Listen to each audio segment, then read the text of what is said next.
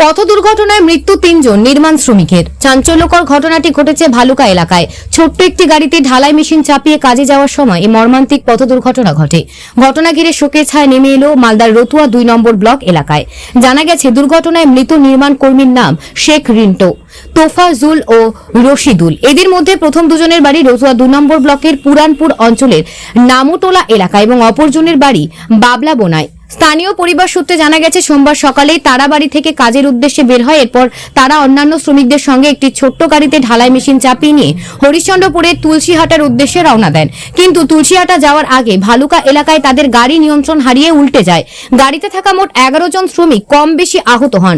ঘটনাস্থলে মৃত্যু হয় 3 জনের। আহতদের প্রথমে ভর্তি করা হয় মশালদাহ প্রাথমিক স্বাস্থ্য কেন্দ্রে, কিন্তু 3 জনের অবস্থা আশঙ্কাজনক থাকায় তাদের মালদা মেডিকেল কলেজ হাসপাতালে রেফার করা হয়।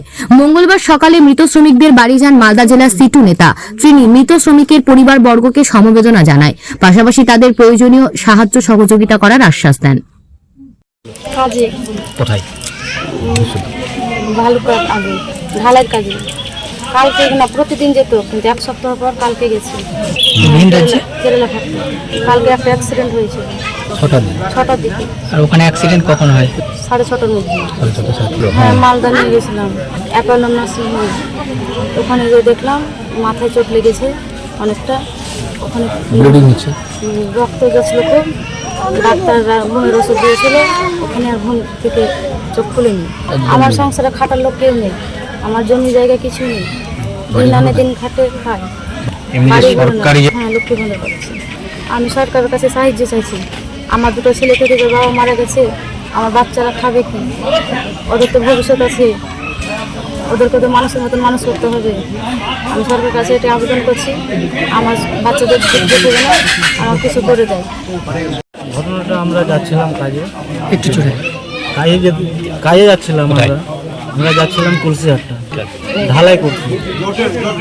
রাস্তায় আমাদের সঙ্গে এরকম দুর্ঘটনা হলো যে রোডের ওপরে যেগুলো ব্র্যাকেট দেওয়া থাকছে, ব্র্যাকেটগুলাই গাড়ি যখন কাটতে গেল তখনই মানে গাড়িটা আউট অফ কন্ট্রোল হলো। 4-5 ঝাঁকি মারার পরে গাড়িটা পাল্টে দিল। গাড়িটা পাল্টে দেওয়ার পরেই আমরা সব নিয়েছি। গাড়িটা ছিল অশোক লীলা, গাড়িতে ছিলাম আমরা 12 জন। হ্যাঁ, আমিও আহত। ওখানকার বাসিন্দা আসলো, সবাইকে উঠালো। আমিও নিজে ওর সঙ্গে হেল্প করলাম, সবার সঙ্গে হেল্প করলাম, মানুষের হাত ধরলাম, পা ধরলাম, সবাইকে বললাম যে সবকে হাসপাতাল নিয়ে যাওয়ার ব্যবস্থা করুন। ওই টাইমে কিন্তু গাড়ি চলছিল। এখান থেকে কাহিয়ালি মশালদাহ হসপিটাল, ওখানে নিয়ে গিয়ে যারা মানে আমরা কম আছে আমাদের ওখানে ট্রিটমেন্ট হলো। ট্রিটমেন্ট করার পরে আমাকে ছাড়লো।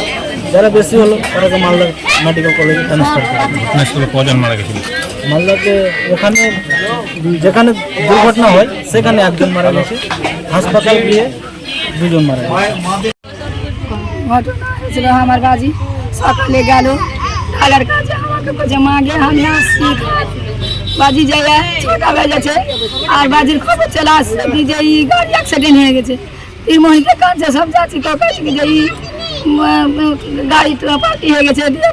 নেয় রিন্টুরা দরিয়া যদি যাচ্ছি তো দরিয়া সব ফোন লাগাচ্ছি, স্যান্ডেল বাটা আছে তো বলছে মা দাদা নেই, বলছে তো কাঁদতে কাঁদতে চলে গেল। দেখতে পেলি যে গাড়ি পাল্টে আছে, আমার বাজি গাড়ি নেই, মালটা ফেলে দিয়েছে। বলছে কি যে নেই গাড়ি মালটা ফেলে দিয়েছে, বলছে গাড়িতে রুগ শেষ আছে।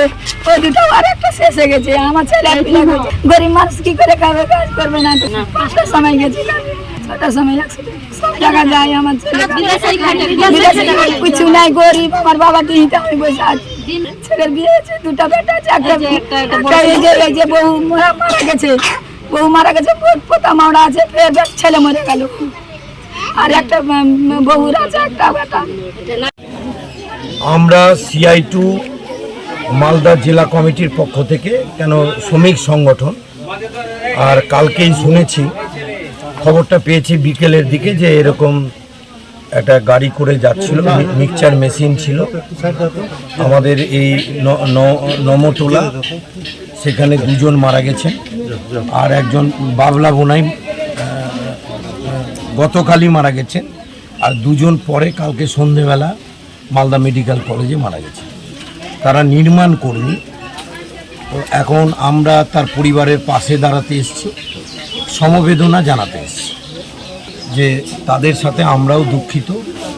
আর তার সাথে যারা প্রয়াত হলেন তারা তো আর ফিরে আসবে না, তাদের পরিবার কি করে বাঁচবে, তাদের সংসার কিভাবে নির্বাহ করবে, সেই শ্রমিকদের সামাজিক সুরক্ষা প্রকল্পে নাম নথিভুক্ত আছে কিনা। তা আমরা এখন রিঙ্কু শেখের বাড়িতে এসেছি কর্তাদের বাজার, তার দেখলাম সামাজিক সুরক্ষার কার্ডটা আছে। আরেকজন অন্য একটা গ্রামে মারা গেছেন, তার নাম তফিজুল। আর বাবলা বোনায় গতকাল স্পটেই যিনি মারা গেছেন তার নাম হচ্ছে রাশিদুল। তো এই তিনজন মারা গেছেন। তো আমরা চেষ্টা করছি সবার পরিবারের পাশেই দাঁড়ানো। যদি কেন তারা একটা সামাজিক সুরক্ষার কার্ড থাকলে তাহলে সেই অনুযায়ী তারা ফেসিলিটি পাবে, তার পরিবার পাবে, মূলত স্ত্রী পাবে।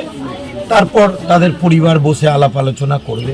যদি স্ত্রী না থাকে তো মা পাবে, বাবা পাবে, এইটাই আছে। দ্বিতীয় হলো যে আরেকটা অ্যাক্সিডেন্টাল বেনিফিট পাবে, সেই রোড অ্যাক্সিডেন্টাল বেনিফিট, সেটা একটা কেস কাভারি করতে হয়। যদি লয়ার দিয়ে আইনি সাহায্যটাও আমরা করতে প্রস্তুত আছি। এর জন্য কোনো রকমের কোনো আর্থিক বিষয় নাই, একদম সম্পূর্ণটা আমরা স্বতঃস্ফূর্তভাবে সহযোগিতা করব। সিআইটুর পক্ষ থেকে তার পরিবার যদি চান যে কোনো রকমের পোস্টমর্টেম রিপোর্ট হোক, তারপরে যা যা বিষয় আছে সব বিষয়েই সহযোগিতা করব। সেই ইনজিওরদের এখন খোঁজ খবর নিলাম, কয়েকজনের পেলাম, কেন ওই গাড়িতে 12 জন ছিল। খোঁজ খবর পেলাম এলাকার পঞ্চায়েতেরও এগিয়ে আসা উচিত, পঞ্চায়েত সমিতিরও এগিয়ে আসা উচিত। কেন এই যে ফিনান্সিয়াল যে হেল্পগুলো হয় সেগুলো ব্যাপারে কিন্তু পঞ্চায়েত সমিতি, জেলা পরিষদের একটা দায়িত্ব আছে। এবং তাদের সাথেও আমরা কথা বলব যে তারাও যাতে, কেন এখন ওরা তো কাজকর্ম করতে পারবে না, কারো হাত কেটে গেছে শুনলাম। তারপরে আকবর আলী সহ আরও 12 জনের নাম, সবটা নাম তো আমি বলতে পারছি না, কিন্তু যারা আহত হয়েছেন তাদের পাশেও কিভাবে দাঁড়ানো যায় আমরা এটা সিআইটির পক্ষ থেকে আলোচনা